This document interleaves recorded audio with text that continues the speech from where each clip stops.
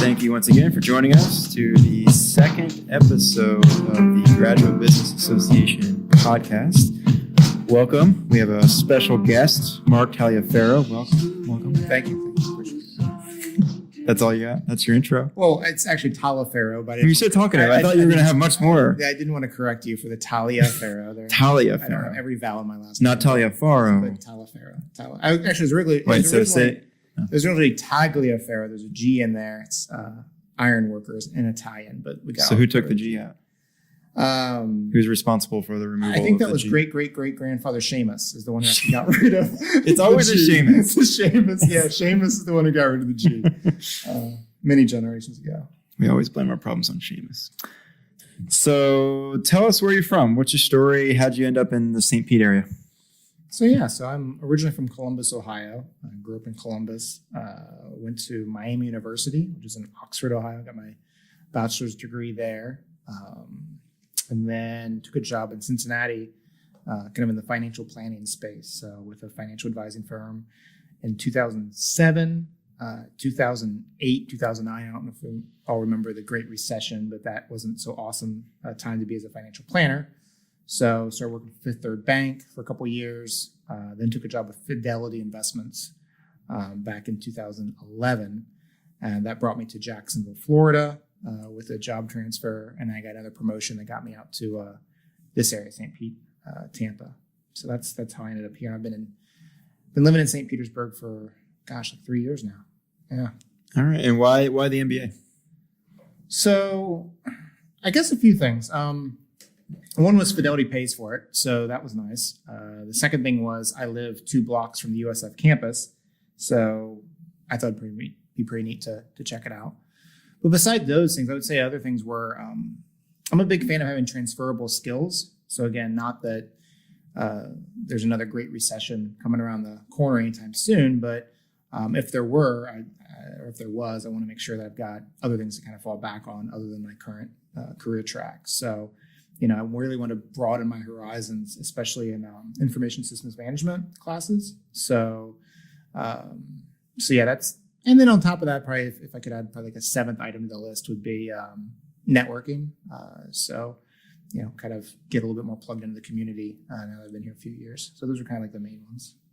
So it's going to be kind of sad. I mean, I don't know if sad is the right word, but it's going to be different being done with the program after 2 years and so much time into it. My wife talks about pre-MBA life and she's looking forward to pre-MBA life coming back. So, so I'm with her. I like it. So I guess that leads into what is it that you do to recharge? Like pre-MBA life might have obviously looked a lot different than right now, but like, what is it that you do to kind of like reset at the end of the day or at the end of the week to kind of get ready for the next?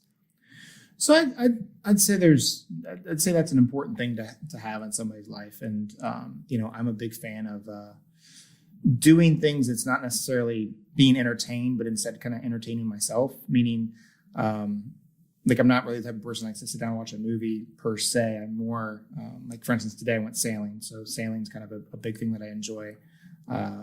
A bit of reading. And then I would say probably the other thing is I wouldn't say I work out enough, but exercise, running. I'm training for a little half marathon coming up. So that's something that kind of... You never told me that. You just snuck that in there. Well, I like it. I want to lose a few more pounds before I really start talking about it. But I would say those things are kind of help me recharge. But, I think, I don't know, I could go off on some philosophical tangent, but I'm a big fan of having like rhythms in your life. And, I'm a fan of like, normally on Sundays, I do a lot of technological things or a lot of work related stuff, try to have a day of rest in there. And then throughout the week, I'm one of those people that goes to bed kind of early and gets up kind of early. So those things I think keep me in a rhythm that allows me to not get completely drained. All right. And do you have any favorite podcasts that you listen to? I know you're a podcast. Oh my gosh, I love podcasts. Yeah. I love podcasts so much that it's tough for me to think about doing this podcast and being recorded and being blasphemous to the greatness of podcasts. So, but I do like podcasts. So I would say a few. So obviously the Freakonomics and the This American Life, are kind of the mainstays. But one of the original ones I started with was Stuff You Should Know. They're actually out of Atlanta, and they do a lot of cool stuff. So that's one. There's a sailing podcast I listen to. I wish I remembered the name of it a lot. But one of them I like is My History Can Beat Up Your Politics. And that's a good podcast where he's kind of neutral on the political side, but adds a lot of political context or a lot of historical context to like current events.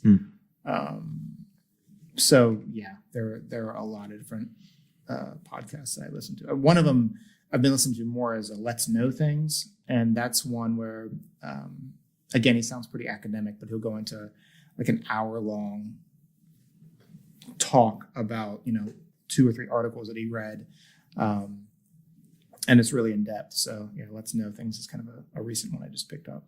What are some of the best ways that you consume information? Is it your go-to podcast, or is it the books that you read, or do you have news outlets that you refer to when you're trying to find information about a topic that you might not know much about? So I think that's a great question, because I feel like this day and age we're in a situation where there's a quantity over quality situation, and there's just so much obviously being blasted to us, and it seems like it's all being tailored toward a 30-second or less tidbit, and then you move on, and because that's kind of I feel like that it's attention span that we as humans have devolved to recently. So I don't want to fall into that trap. So I don't really look at Facebook very often. I kind of see that as like I wouldn't say the guilty pleasure because I don't really enjoy it, but that's like I don't feel good after I look at Facebook. Maybe would be the way to say it. I don't know. But like, I don't really do Facebook. I don't do Instagram. I don't do Twitter. Maybe I'm an older millennial at 34, but I don't really touch any of that stuff.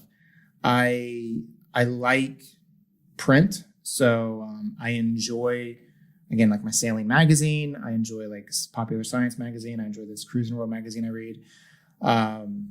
So I'm kind of a magazine guy as well. I would say a lot of information I get from is, again, print through the Wall Street Journal. So I read that, not cover to cover every day, but I read through that pretty extensively most days. So Wall Street Journal.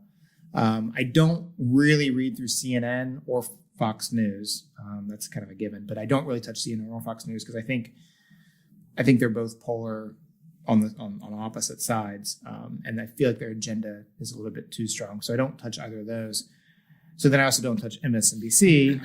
So that leaves me really with Bloomberg, which Bloomberg is probably a little bit neutral to left, but I listen to a lot of Bloomberg, read a lot of Wall Street Journal, and I also like full-length Times articles. Like I would rather, again, read something that's a few pages deep than something that's 15 seconds or less. So I'd say those are the contents I'm trying to do more of. Some content that's tough for me to not do because I really enjoy it, but it takes up too much of my time is YouTube. I'm a child of YouTube, so I watch a lot of YouTube. I'm trying to do less of that. And I'm also trying to, I guess, read more. I enjoy reading like more nonfiction books, I guess, is where I'm trying to kind of absorb more content. So, I just got back from a cruise. And it was a transatlantic cruise. And what was so awesome was I was able to turn my phone off. When I got on the plane in Orlando, we flew to London and then cruised across the ocean, Canada, and made our way back to New York City. So I was able to turn my phone off for like 15 straight days.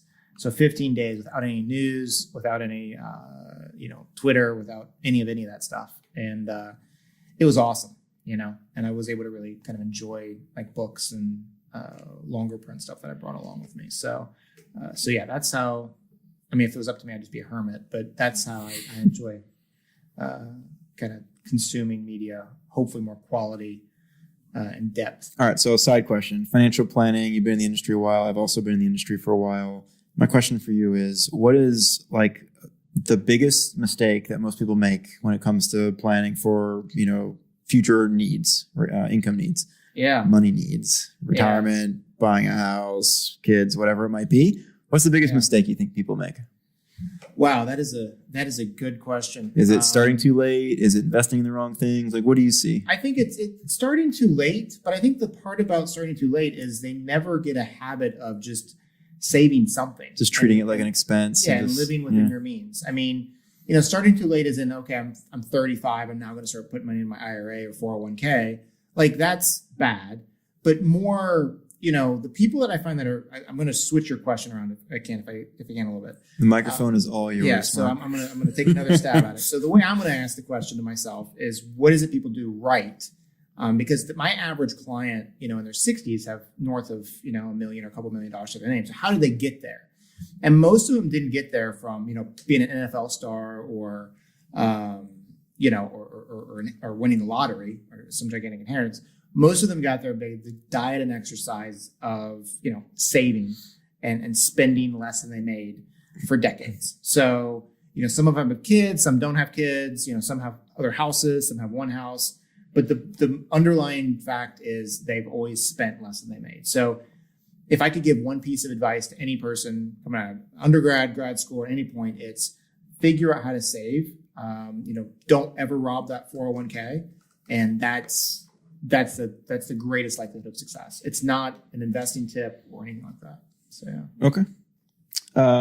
So we talked about your career just a little bit. I know you built up this very successful practice at Fidelity. Why the MBA? Is that something that will help your career, or is there a trajectory that you're going to move in the direction of once this is said and done? I'm humbled by the successful practice. But it's a good question, because from a career development perspective, having an MBA doesn't really help me much. Being a certified financial planner, that is kind of the litmus test and everything else. I mean, I might be a CFA at some point, a chartered financial analyst, but the MBA is more of a personal thing for a couple of different levels. So one would be, it broadens my horizons. So although I'm a financial planner, I've been in it for 11 years. I actually got my undergrads in psychology and political science. So completely unrelated. So now I'm getting more actual academic business acumen. So that's one thing I like about it. Another thing is, I was a financial planner in 2007, 2008 when we had the Great Recession. And so that was a tough time, to be in this industry. So if I wasn't able to find another job, I ended up going to Fifth Third Bank, then I could kind of get hung out to dry there for a while. And I didn't. I thought, well, what are my transferable skills? And I felt like I was coming off short. So I feel like the MBA thing, it's giving me more transferable skills. I'm really trying to focus on, things that I don't really work with in my daily life. So, I've taken a few finance classes, but my main class has been like information systems management per se. Okay. And kind of a rough transition here, but I've heard that you change tires at the Indianapolis 500. I'm just curious, at what point in your life did you learn that transferable skill? There we go. There's a transferable skill, because I was going to say that's a good transferable skill. Okay. So I was able to get an internship at an IndyCar team back in 01, 02 when I was in high school. Huh. And then I pit crew, just like throwing tires around. And then I think it was like 03, 04, I did full seasons. So I traveled with them, did pit stops and all that stuff. Wow. And then you just like live in an RV all summer or something? So I traveled with, no, we weren't carnies. I mean, we were like, it's a little bit more sophisticated than that, but no. So, you stay in hotels. So that's the thing. You get to a track on like a Wednesday, you stay in a hotel from like Wednesday to Sunday, you fly out the next one. Although I did travel quite a bit, with like the transporter that carried the car. So I don't have a CDL, like I don't drive a truck, but I rode with them. So I did see the country through the windshield for a little while, but yeah, so I enjoyed that. And you still go back. I mean, I've been 15 Indy 500s or 16 or somewhere like that. So yeah, and I work for teams now that'll do like a second or a third car just for the Indianapolis 500. And so I do my day job all day, and then I show up like Tuesday before the race, do the race, leave Monday, and really get dirty. I don't go over the wall anymore. I'm on the left side of the wall. So you're out of the wreckage zone, I guess, right? Yeah. Well, yeah. I mean, unless it jumps the wall. The wall's maybe 2 feet tall. So I mean, like, I don't know. Like, wreckage does come over the wall, and fire comes over the wall and stuff like that. But yeah, I mean, I'm not over the wall. So I'm not changing a tire in 6 seconds or anything. Okay, so I'm going to paint a picture for me, right? Yeah. you're on your way back from the grocery store. You're on 275 South, heading back to your apartment. You get a flat tire. It's happened. How long does that flat tire in civilian life take for you to turn? Civilian flat tire, that's a great question. So I was driving home from work about a year or so ago. I had a flat tire on the side of 19. And from the time it took, I actually timed myself, from the time it took me to get out of the car until I changed the tire, and then I drove it with a donut to a tire place, and then they changed the tire, and I was back in the car, all for good, was 1 hour. Well, let's just say like you step out of the car to put the spare on. Better question. You get the spare on, you start the engine again. How long does that take? I think that was about 15 to 20 minutes. 15 to 20. Which it's a hand crank jack. Yeah, and it's hot, and you've got at least 4 minutes of cursing because it's hot and you're wearing a suit. So when you take the cursing handicap off, it looks a little better. So 15 to 20, but when you're in the pits, years ago, at your peak, well, how long did it take you to change a tire? 6 seconds. 6 seconds. But okay. Well, you got the air gun. I mean, you've got the equipment. It's built for it. But at the end of the day, I mean, I would say, when you go back to the transferable skill part, it not to run. Way to bring us right back. To bring it back. That was a reason why, why didn't you continue with that? That can be a career. People obviously make their career out of that. Yep.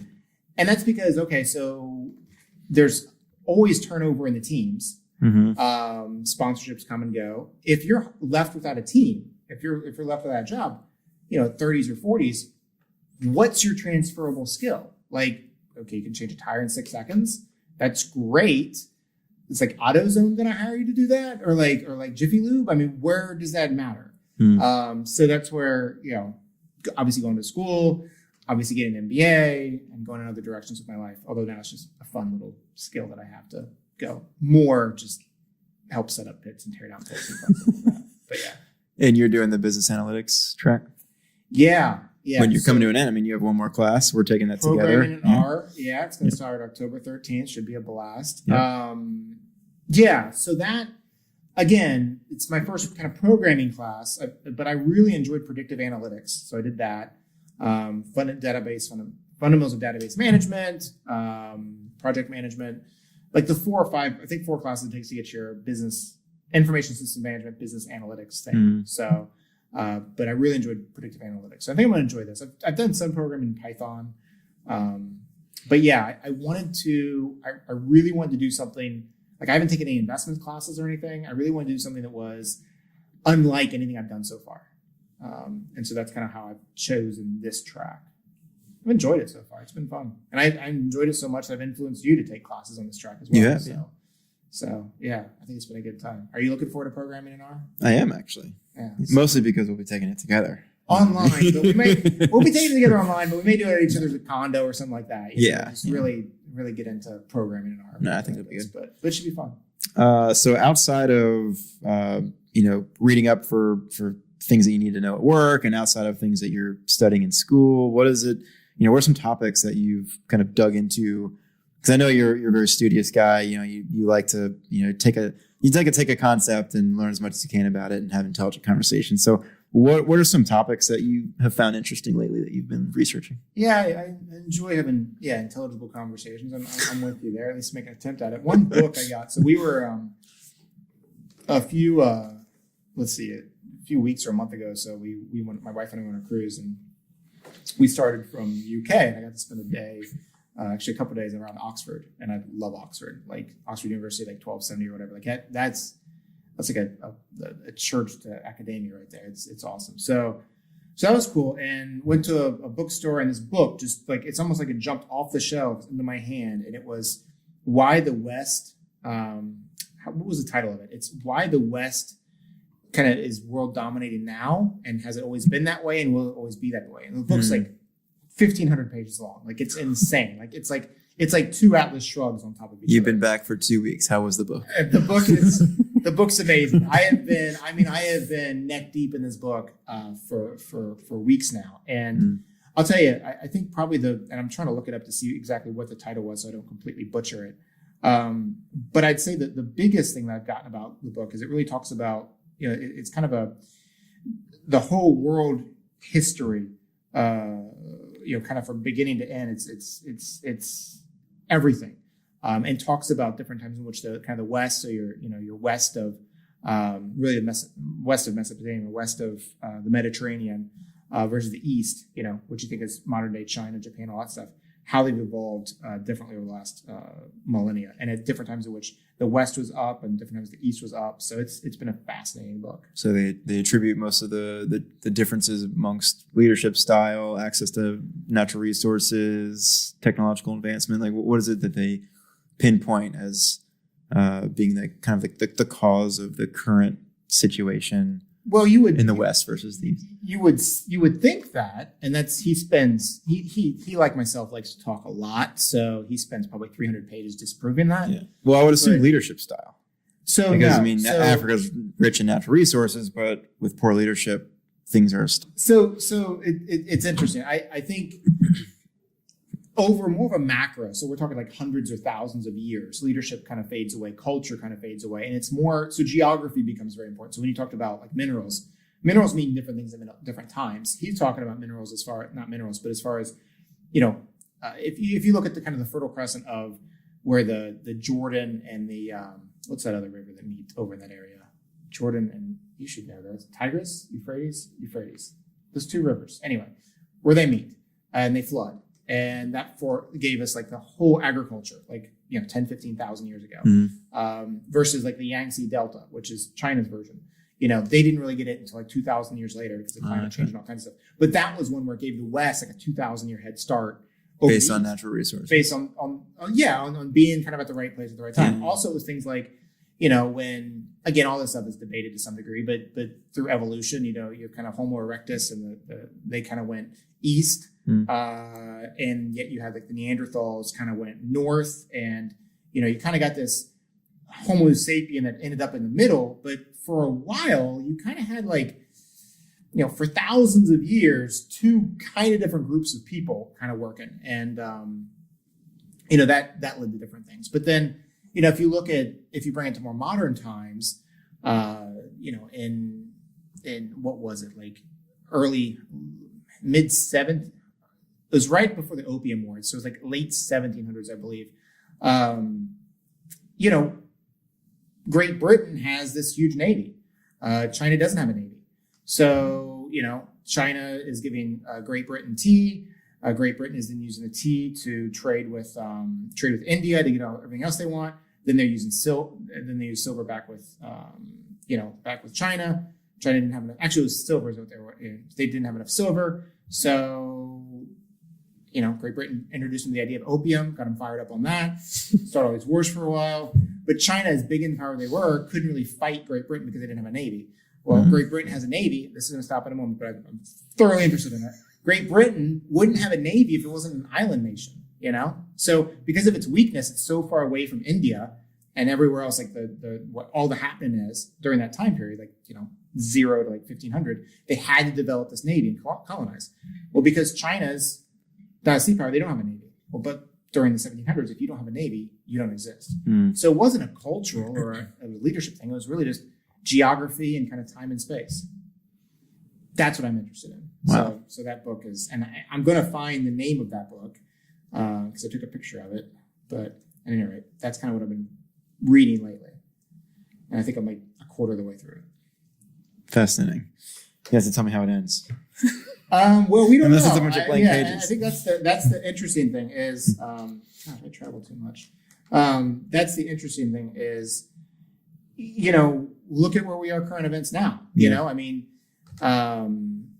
We've become a little bit more nationalistic, isolationist per se.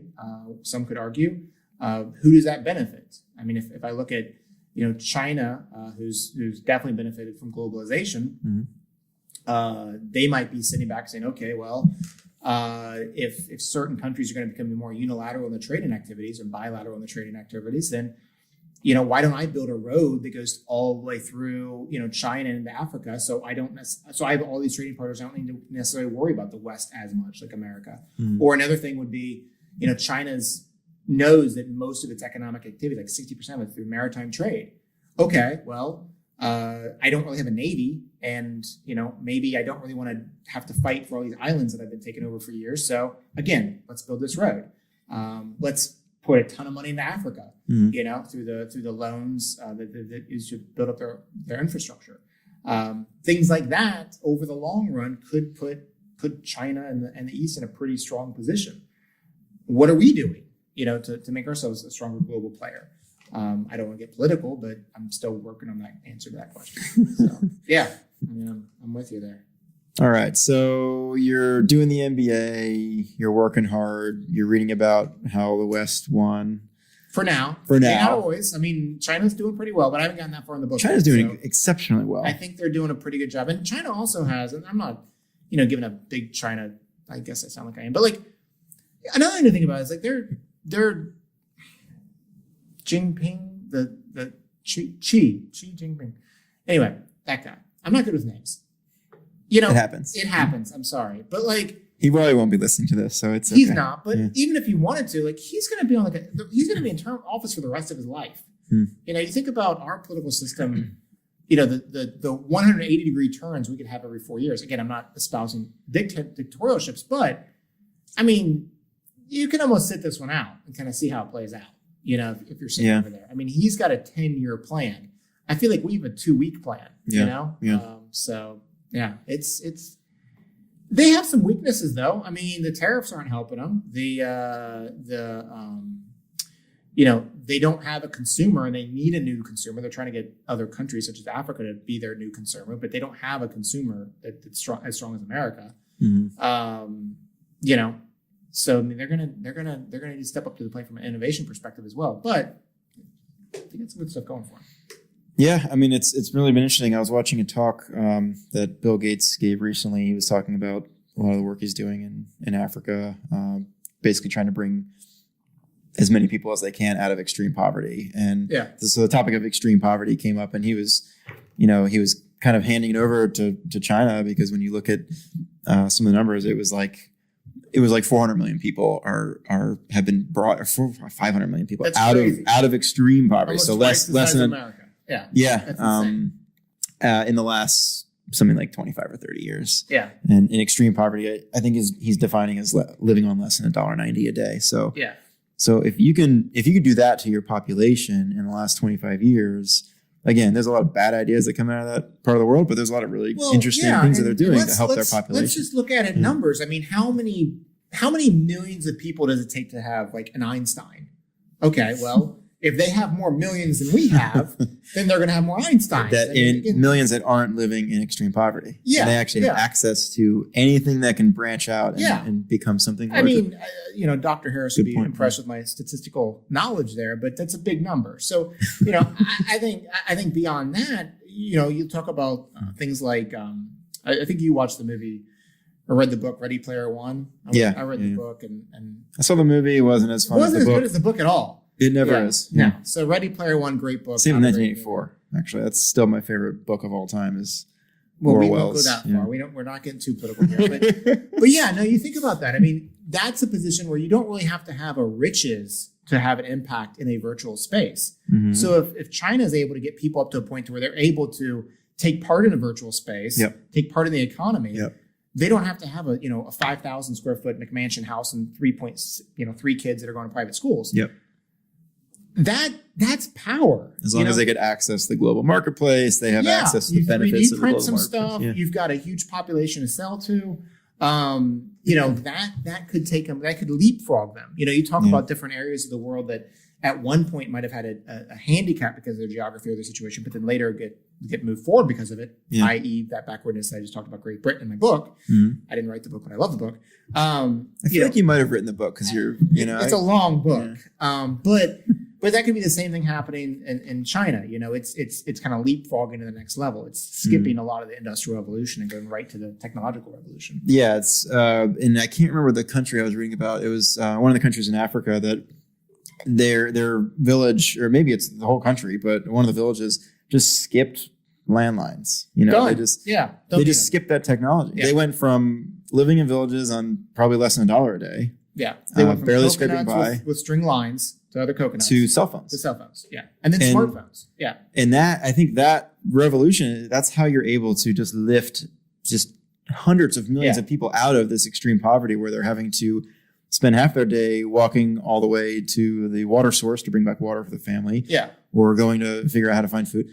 Now you could actually focus more of your time during the day, not just on survival, but on going to work, being productive, actually having some savings, building a future for yourself, educating yourself. You do some microloans in there. You get instead of having huge coal-fired power plants, you drop some solar panels. Now we have lights at night, so kids can read at night. Exactly.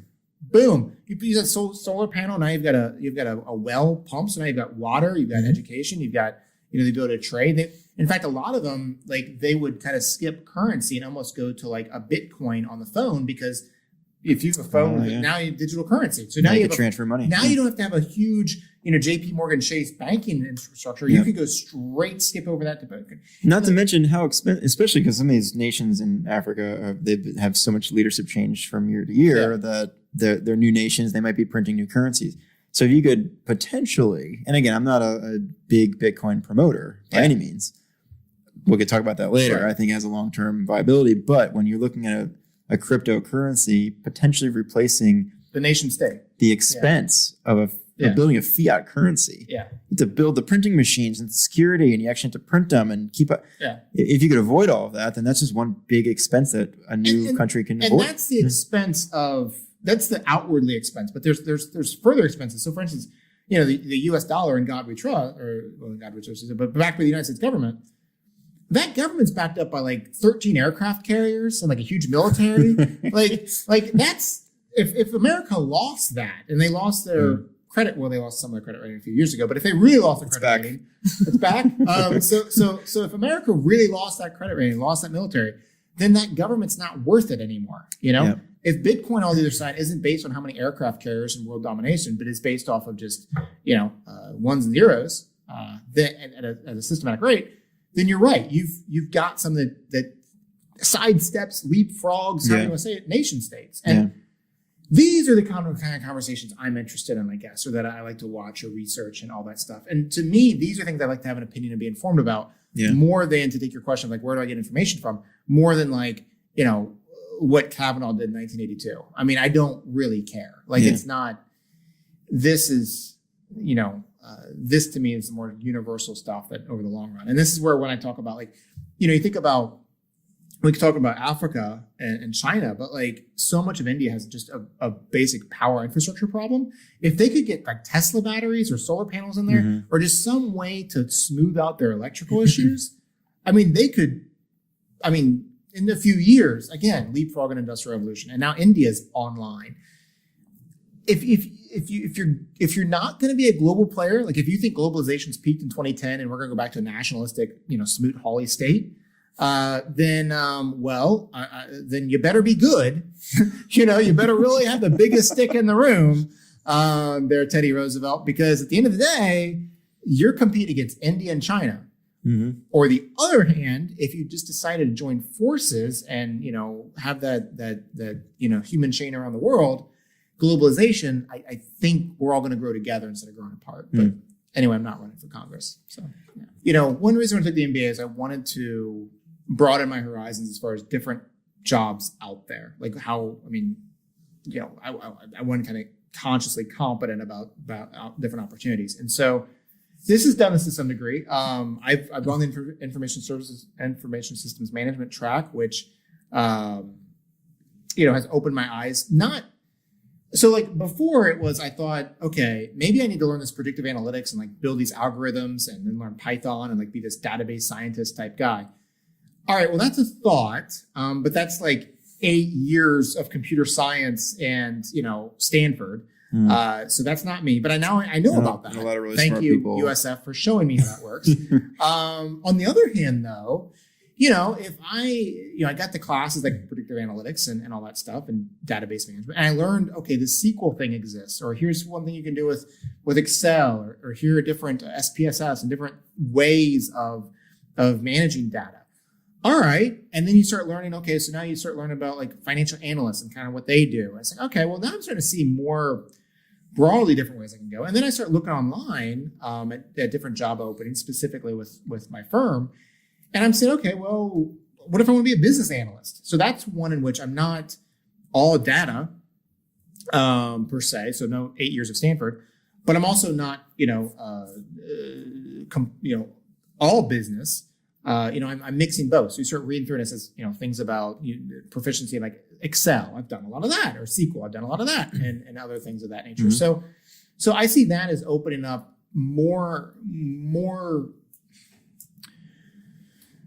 It's something that makes me feel more in the job market for like the business analyst type job. I mean, I think about like my resume. I mean, before I had an undergrad in psychology and political science. 11 years work experience, as a financial advisor with, my firm, but like throw the MBA on there. Okay, well, the business analyst track, like here we go. And for me, if I pursue this track, I'm going to be moving and pay, backwards a ways.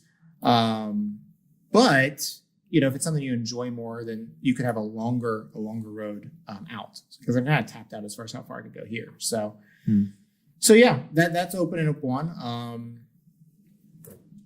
I would say that's what I'm looking at. Great. Anyone you wanted to reach out to, say a special thanks to, someone you haven't kind of talked to in a while, just to say hi? So say hi. I guess a couple of people. So one would be, and I think he's teaching the next class, but Dr. Vero Khan, predictive analytics, fundamentals of database management, really puts a lot of work into it. Got a lot out of those classes, so he would be definitely one. And then the other would be Dr. Harris. So that's actually, that was the class after the class we met. But yeah, I really enjoyed, she puts her heart and soul into it. And, those are classes in which, I feel like you can really, have conversations about, where we are from an economic perspective and in relationship to artificial intelligence. I'm sorry, every time I talk about Dr. Harris, I have to talk about AI, because that was a theme throughout our class that I made a theme. But yeah, so those would be two people that I really made an impact on my MBA career. Yeah. Great. I totally agree with Dr. Harris. She's been actually great helping out the GBA. We're putting together a big event November 15th. We're having a fall feature leader. So we're bringing out Lakshmi Shenoy. She's the current new CEO of Embark Collective. So Jeff Vinnick recruited her from Chicago to help run his new innovation hub. And so the name of their organization is Embark. So she'll be actually coming out to be our featured speaker. And Dr. Harris and her team has been like hugely beneficial to have help out putting all this together. So we've got a lot to come on that, but we're certainly looking forward to that event. So that's pretty. Yeah. So what other stuff does the GBA do? I mean, I'll be honest. Like I kind of heard about it because, like I said, you're my friend and you're, I guess, the president of it. But like, what are some things that it's like involved in, or what are you guys trying to do? Yeah, so the GBA has been around for a while at main campus, but over here at the St. Pete campus, we brought it back a couple of years ago. I just took over as president just this past summer. But before that, it was Marcos Holanda and Alex McCormick, kind of back to back, along with their teams. We've basically gotten to a point where we have every other month happy hour, so there's a social aspect to it.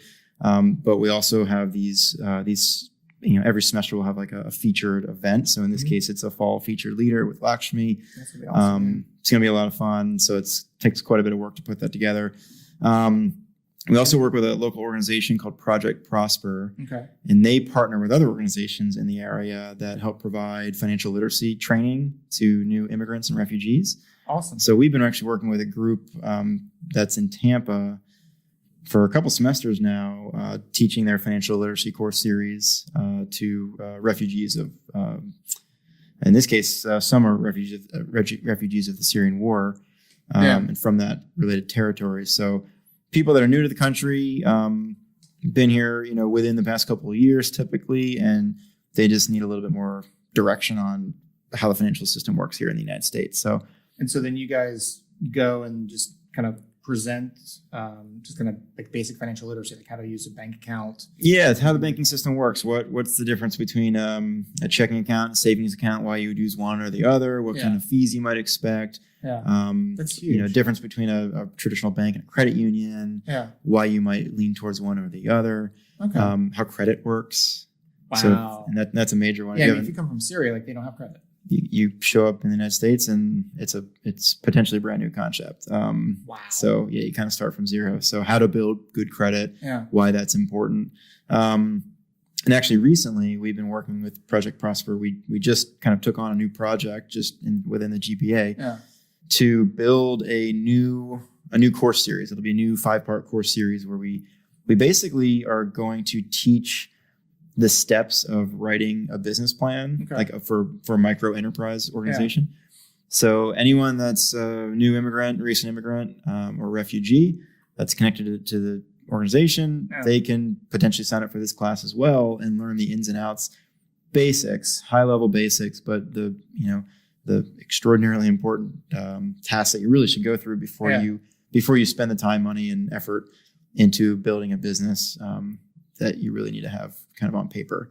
That's awesome. So that's a lot of fun. We're in the very beginning stages of building that now. We have the big shell of all the topics we want to include, and now it's just we're kind of passing it back and forth, providing a lot of edits before we really dig in and create the activities and the actual course load. So not to plug what you just said, but I'm taking it that if anyone who's listening to this was interested in participating in Project Prosper, reach out to you, get online. Sure, absolutely. You could contact me directly and get plugged in. This sounds like an awesome organization. Yeah, we're always looking for volunteers for them specifically. In this case, it's not just to teach the financial literacy classes, but right now it's to help build the new business planning for micro enterprise course. Yeah. And then starting in March, we're actually going to have a chance to teach it and beta test it with the first class. So that's great. Yeah, we got a few steps ahead of us there, but that's pretty exciting.